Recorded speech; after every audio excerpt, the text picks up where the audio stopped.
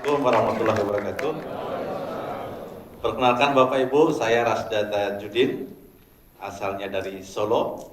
Kira-kira kalau dari Face bisa diyakini dari Solo? Tidak, ya, Sulawesi. Senang sekali saya berdiri di sini karena terus terang kita tidak didesain untuk berbicara di sini, Bapak Ibu. Saya juga baru tahu kalau mau disuruh maju ya tadi itu dipanggil gitu.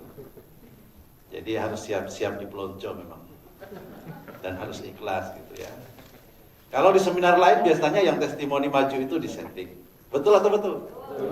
Disetting segala macam bla bla bla. Di sini alhamdulillah apa adanya disuruh maju. Jadi saya akan bercerita Bapak Ibu bahwa apa yang disampaikan Pak Hero itu 100% saya amini ya. Hampir semua yang kita di sini pasti ngalami yang dirasakan Pak Hero itu. Familiar dengan kata-kata top up, familiar dengan kata-kata take over, ya. Saya sebelum mengenali komunitas ini, hutang saya sudah 8 miliar, ya. Dan tinggal beberapa hari lagi keluar 3,5 miliar. Dan bisa sampai limitnya 20 miliar. Itu kata banknya begitu. Boleh Pak, silahkan katanya gitu. Ini masih bisa kita top up ini dengan cash in yang begini. Ya. Tapi beberapa hari sebelum keluar yang 3,5 miliar Bapak Ibu, teman saya dari Tabalong telepon. Saya mau cerita. Karena teman ini sering saya ajari utang di bank dan sukses. Dia beli mobil, apa yang namanya buat ngangkut ini? Kontraktor bego itu di Kalimantan itu kan banyak sekali. Dan dia berhasil beli 5 itu dari bank. Hebat kamu. Besok kalau sudah jalan top up, siap katanya gitu. Ini lalu justru dia yang mau menyadarkan saya dengan komunitas ini. Telepon dari Tabalong 1 jam Bapak Ibu. Kamu tahu nggak? Di bank itu kita tuh ribawi loh. Riba itu apa? Saya itu ikhlas loh ke bank bayar bunga ikhlas, nggak bayar karyawannya ya tidak apa-apa tuh. Yang penting sama-sama ikhlas kan selesai. Wong kita yang membantu bank untuk bayar karyawan-karyawannya itu loh. Semakin banyak bunganya semakin bagus. Hutang itu mulia. Kayaknya pernah dengar ya, hutang itu mulia ya. Lalu dari situ Bapak Ibu, Allah mengirimkan hidayah kepada saya untuk ikut dan pengen tahu ini Pak Ustadz Samsul ini siapa. Saya nggak kenal, baru tahu namanya juga itu. Lalu Bapak Ibu saya searching di internet, Ustadz Samsul Arif ini sopon. Selain dari informasi yang saya terima dari teman itu, lalu saya cari di internet, kebetulan waktu itu kami sedang membangun perumahan Ngalian Residence di Semarang. Perumahan yang masuk di dalam kategori korban hotel. Tahu Bapak Ibu hotel? Ya, hotel. Jadi waktu itu saya masuk di dalam sebuah komunitas properti, pelatihan properti, lalu di situ berkumpul sekian orang. Dan saya waktu itu didaulat sebagai investor. Nanti kami yang jalankan Pak. Pokoknya Bapak taunya beres. Enggak sampai 8 bulan, enggak sampai 18 bulan, rumahnya sudah habis terjual. Wah, kayaknya nikmat tenang. Ya. Terus bayar tanahnya gimana? Murah. Tanahnya siap dikerjasamakan 18 bulan baru bisa dilunasi. Dari setiap 6 bulan bayar, setiap 6 bulan bayar, setiap 6 bulan bayar. Jadi bayarnya tanah ini dari pemasukan penjualan perumahan. Wah, benar juga ini. Berapa butuh modal depan? Sekian, saya kasih sekian. 6 bulan pertama belum laku-laku. 6 bulan kedua tambah nggak laku. 6 bulan ketiga saya lemes. Saya nanya, ini gimana kok nggak sesuai dengan rencana di awal? Saya bilang itu. Mau diteruskan atau mau saya ambil alih? Waktu itu mereka nyerah. Ternyata teori yang ada di dalam tidak selalu sama di praktek di lapangan. Nonsen itu. Yang terbaik adalah praktek di lapangan kalau properti, Pak. Teori hanya sekedar teori, angka-angka yang di layar itu semua bagus-bagus itu. Tetapi apakah seperti itu? Belum tentu, Pak. Akhirnya Bapak Ibu, saya ambil alih perumahan itu. Dan waktu itu saya nggak ngerti properti, 0%. Nggak ngerti properti itu apa. Karena saya bisnisnya di IT. Ya, saya punya di Jogja, saya bangun dari tahun 1998 warnet internet cafe. Dan kemarin sudah selesai, didampingi Pak Samsul, kita punya tagline yang baru yang bikin berbinar-binar gitu hati itu. Ingin sekali membesarkan, ya, jadi Pak Samsul itu menemukan kalimat-kalimat yang kadang-kadang kita nggak nyangka gitu. Kok bisa gitu keluar kalimat ini dari otak beliau tuh? Ini makhluk dari mana gitu? Luar biasa, itu membuat kita semangat. Nah, kembali ke yang tadi Bapak Ibu, akhirnya saya belajarlah ilmu properti dari nol itu, nggak ngerti properti karena bisnis saya IT. Belajar dari nol, ketemu dengan warga mintanya 100 juta per RT sosialisasi dan ada 7 RT di situ yang harus melewati proyek itu karena proyeknya ada di dalam perkampungan.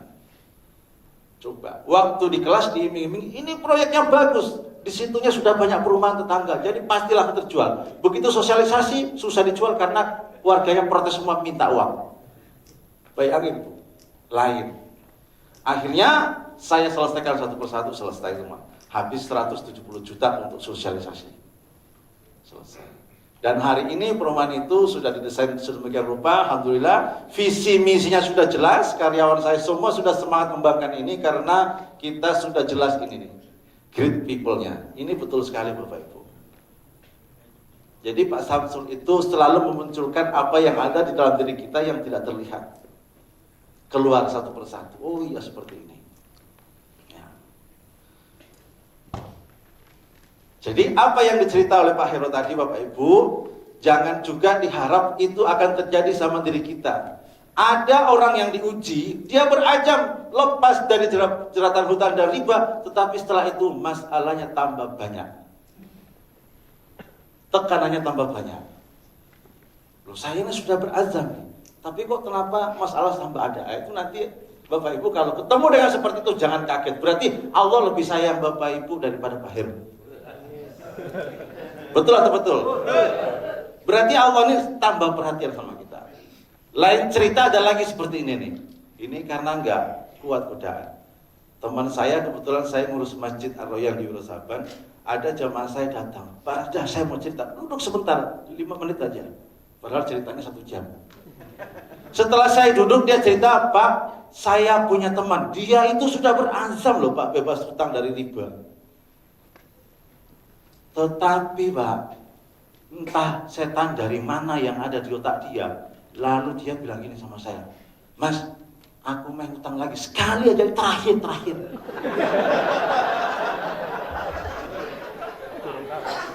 Loh, kamu kan sering ngadain pengajian di rumah, pengajiannya komunitas bebas riba juga Bapak Ibu. Orang ini terakhir. Iki omahku tanggung, wis lantai 2 sampai itu tinggal moles-moles sedikit. Enggak banyak, 35 juta. Alhamdulillah. Lalu akhirnya dia pinjam ke bank 35 juta Bapak Ibu. Berhasil.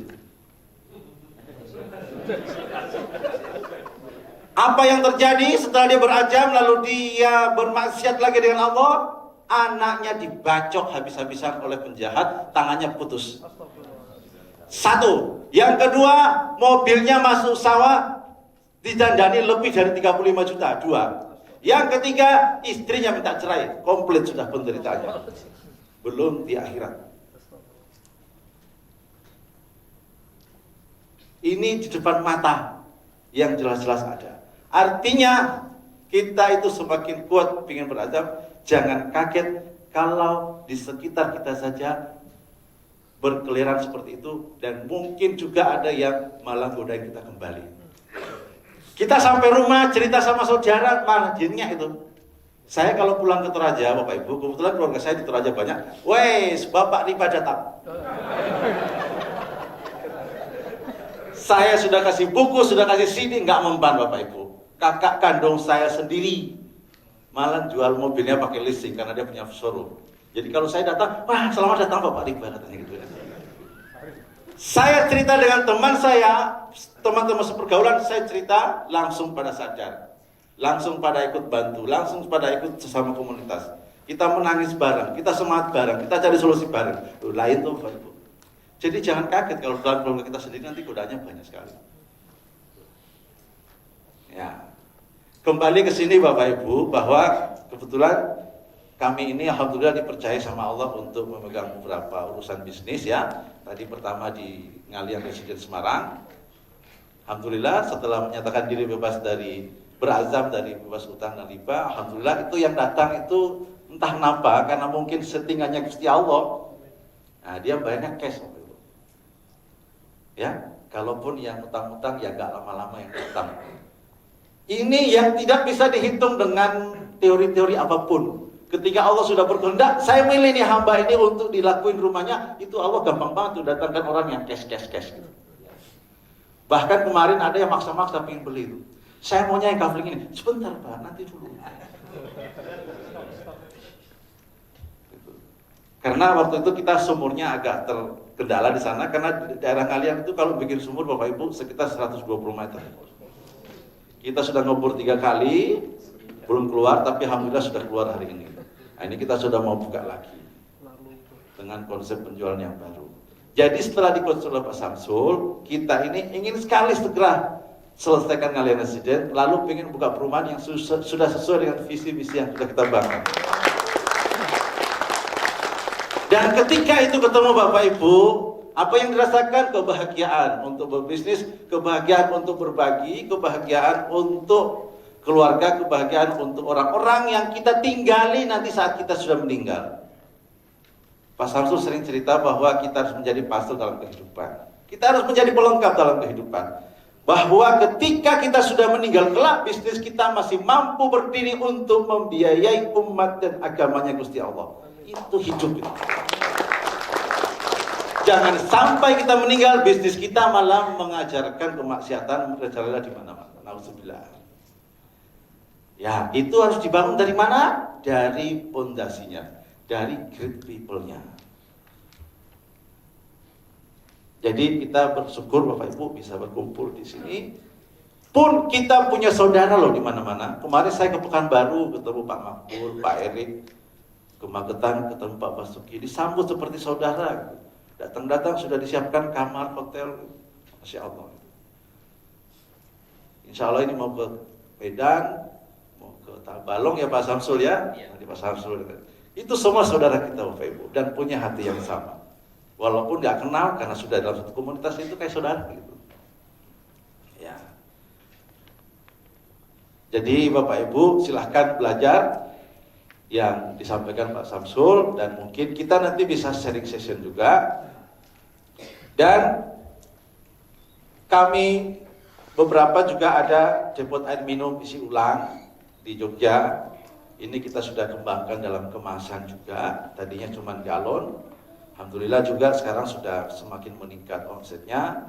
Kalau warnet ini memang bisnis pertama kali Bapak Ibu. Karena warnet itu selalu dikonotasikan dengan dengan hal-hal yang negatif gitu ya. Sekarang sudah enggak, karena sudah ketemu judulnya. Ialah Internet Learning Cafe. Jadi memang kita akan ciptakan suasana di situ bahwa ini adalah tempat belajar. Alhamdulillah hari ini pengunjungnya lebih kurang 4.000 per hari. Itu nggak kurang dari 4.000 per hari, bisa dihitung kalau mau buktikan 4.000 per hari. Dan hari ini kita mau bikin satu cabang lagi, diversifikasinya Super Hotspot. Super Hotspot adalah apa? Super Hotspot adalah kita menciptakan tempat wifi. Ya kemarin ketemu di sana Pak ya, waktu saya lagi ngobrol dengan tukang, kita buka cabang yang kedua. Ya. Kita buka cabang yang kedua. Super Hotspot adalah tempat orang nge-net tapi bawa laptop sendiri dan bayar. Mungkin orang mikir lah ini kok Opo enggak edan koyo paras daging gawe hotspot kok bayar. Di mana-mana gratis, rumah sakit gratis, di hotel gratis, di kampus gratis, di pinggir jalan itu gratis semua. Tapi Bapak Ibu tempat kita malah bayar. Dan orang datang. Dan kalau sudah menjelang sore itu sudah seperti pasar malam tuh. Ya. Di situ banyak mahasiswa belajar, ada juga dosen yang terima mahasiswanya untuk konsultasi skripsi, di situ juga ada. Karena kita letakkan di dekat kampus ya. Alhamdulillah semua sudah bertumbuh dengan baik. Dan sekali lagi Bapak Ibu, ini akan kita tinggali untuk ngurusi umat dan agamanya Allah. Barangkali itu yang ingin saya sampaikan. Kurang lebihnya mohon maaf. Assalamualaikum warahmatullahi wabarakatuh.